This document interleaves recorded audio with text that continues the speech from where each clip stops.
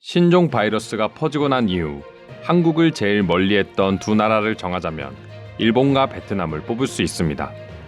한국이 전 세계에서 전염병 확산세가 가장 크게 진행되고 있던 지난 겨울, 이 두 나라는 한국을 멀리하고 자신들끼리 경제 협력도 맺으며 새로운 돌파구를 찾는 듯 했습니다.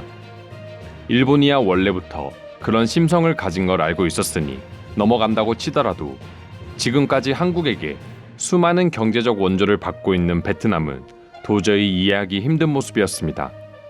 한국과 가까우며 음식과 문화도 입에 맞아 해마다 몇백만 명씩 방문하는 한국 관광객들만 생각하더라도 베트남이 한국에 취한 태도는 배신감마저 느낄 정도였습니다.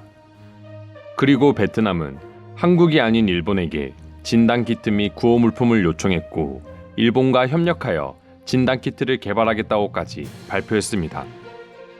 베트남이 이때까지 경제적으로 많은 이익을 안겨줬던 한국을 멀리하고 일본과 가까워진 이유에는 전염병 이외의 요소들도 많이 포함되어 있습니다. 세계 제1의 시장이라고 불리던 중국의 영향력이 점점 떨어져가고 해외 기업들이 중국이 아닌 다른 시장의 개척도 필요하다는 것을 깨닫고 있었습니다. 이런 분위기에 가장 적합한 국가가 베트남으로 여겨졌고 일본의 소니나 닌텐도와 같은 세계적인 기업들이 중국에서 베트남으로 생산 라인부터 업무 비중까지 점점 이전하는 상황이었습니다. 한국이 베트남에 투자하는 금액도 조금씩 줄어들고 있다 보니 베트남은 지금 당장 도움이 되면서 전염병에서도 안전하다고 생각한 일본으로 급 방향을 틀게 된 것입니다. 하지만 한국을 멀리하고 손잡은 두 나라의 운명이 결정되는 데에는 굳이 오랜 시간이 걸리지 않았습니다. 한국은 아직까지 신규 확진자가 조금씩 나오고는 있지만 대부분 해외 유입에서 발생하고 있습니다. 그러나 일본과 베트남은 감염 경로를 알 수 없는 지역사회 감염자가 폭발적으로 증가하고 있으며 서로 책임을 떠넘기는 모습까지 보여주고 있습니다. 현재 일본은 하루 확진자가 1200명을 넘어서는 등 확진자 수가 그야말로 폭증하고 있습니다. 아베 총리의 무리한 경제 재개와 여행 장려 등의 정책이 결국에는 최악의 상황으로 돌아오고 있는 것입니다.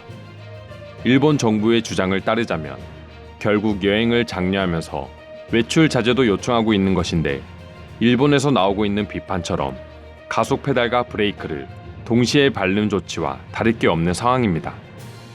일본의 수도 도쿄만 하더라도 하루 확진자가 400명 가까이 나오고 있으며 일본 유일의 바이러스 청정 구역이었던 이와테에서도 확진자 2명이 발생하면서 일본은 사태가 점점 더 심해지고 있습니다. 이런 와중에 아베 총리가 자신의 지지율을 올리기 위해서 국내 여행 비용의 최대 절반을 정부가 지원하는 고투 트래블 캠페인을 시행하고 있으니 그야말로 최악의 정책이라고도 할 수 있습니다. 베트남도 일본과 비슷한 모습을 보여주고 있습니다. 계속해서 해외 관광객을 받아들이기에는 무리가 있다고 판단되자 결국 베트남 정부는 자국민들을 대상으로 국내 여행을 장려하기 시작했습니다.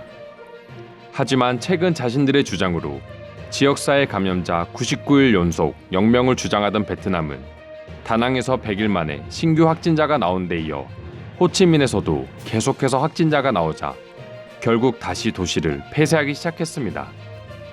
베트남은 자국의 청정국가 이미지를 지키기 위해 감염 책임을 중국 미립국자로 돌렸지만 이마저도 음성 판정이 나오면서 더 이상 변명의 여지가 없게 되었습니다. 하지만 베트남에서 농업 관련 사업을 하다 일본으로 귀국한 75세 일본 남성이 일본 공항 선별진료소에서 확진자 판정을 받게 되자 베트남에서는 일본인이 이번 다낭 사태의 원인이 아니냐며 책임을 묻는 여론이 생겨나기 시작했습니다. 일본 남성은 다낭시를 방문한 적도 없다고 밝혀졌지만 그래도 베트남 국민들은 관련 뉴스에서 일본 남성을 원인으로 지목하기 바빴습니다. 그러면서 일본인들의 입국을 전면 금지해야 된다는 내용도 심심찮게 볼 수 있었습니다. 일본에서 발생하고 있는 확진자 수를 보게 된다면 베트남의 지금 상황은 일본인들로 인해서 생겨날 가능성도 충분히 높다는 주장입니다. 반대로 일본 역시 베트남에 대해 비슷한 여론을 보여주고 있습니다. 다낭에서 본격적으로 확진자가 계속 발생하자 역시 공산국가인 베트남의 통계는 믿을 수 없다며 베트남과 다시 교류를 준비하고 있는 아베 정권을 비난하며 절대 베트남인들을 받아들이면 안 된다는 여론이 형성되고 있습니다. 또한 일본이 지금처럼 상황이 심각하게 흘러가는 건 역시 베트남에서 입국한 사람들의 영향도 없지 않다고 주장하고 있습니다. 이처럼 사태 초기에 한국을 못 믿고 서로 손잡았던 두 나라가 이제는 서로 책임을 떠넘기고 비난하는 모습은 어린아이의 싸움만큼 유치한 수준입니다. 하지만 지금까지 설명드린 내용은 정부의 의견이 아닌 두 나라 국민들의 여론이라고 치더라도 베트남의 이후 행보는 충분히 비난받아 마땅합니다. 베트남 정부와 일부 기업들은 다시 한국산 진단키트를 어떻게든 구하기 위해 도움의 요청을 뻗기 시작한 것입니다.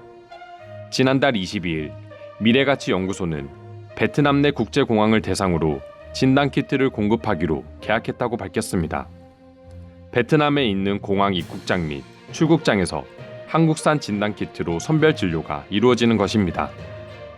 베트남이 한국산 키트를 선택한 이유는 2분에서 15분 사이에 빠르게 진단 결과를 확인할 수 있기에 공항에서 빠르게 검사 후 자유로운 입출국을 보장할 수 있기 때문이라고 합니다. 불과 몇 달 만에 한국과 일본의 상황이 정반대로 흘러가자 이제는 다시 일본을 비난하고 한국산 진단키트를 요청하는 베트남의 모습은 도대체 어디까지 본인들의 민낯을 보여주는 것인지 궁금하기까지 합니다. 오늘도 영상 시청해주셔서 감사드리며 여러분들의 구독과 좋아요는 영상 제작에 큰 힘이 됩니다. 이상 종크TV였습니다.